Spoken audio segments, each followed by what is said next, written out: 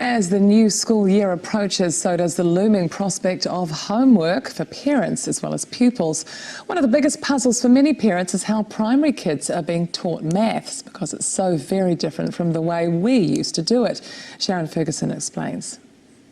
I did 63 minus 3 equals 60, then I took away another 1. Growing brains ticking over all the different ways they can work these sums out. What would be the most efficient strategy for you for the next one? 345 plus 213. Anyone helping their kids with homework lately will have noticed the maths curriculum has changed in the last decade. We're trying to give them a whole range of strategies so that they can see with what problem would this be the best strategy to use. But some kids are struggling with that. They probably taught Hayley 7 methods to work out a problem, but she hasn't been able to do it. And I worked with her on the old way, and she got it that night.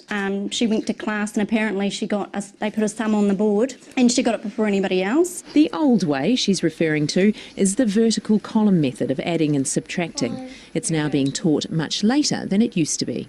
The danger is that they just see a digit and a digit. They don't see the whole number. They won't see 99 as a 99, they'll see it as a 9 and a 9. Those teaching the new curriculum say they're giving kids more options, but many disagree. The current curriculum asks children to do too much in their heads before they have the mental capacity to cope with it. The vertical methods enable children to work efficiently with larger numbers without the cognitive overload. These Year 7 and 8 students were ready for it. Their maths results improved enormously when they learnt the vertical method. One girl said, I used to hate maths, it was my worst subject, and now it's my favourite subject.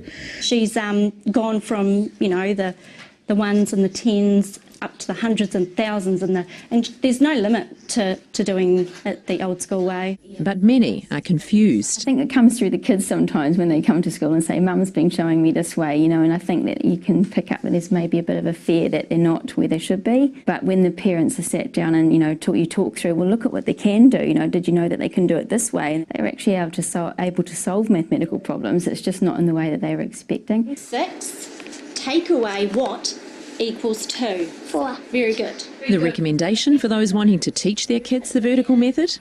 Ask your teacher first.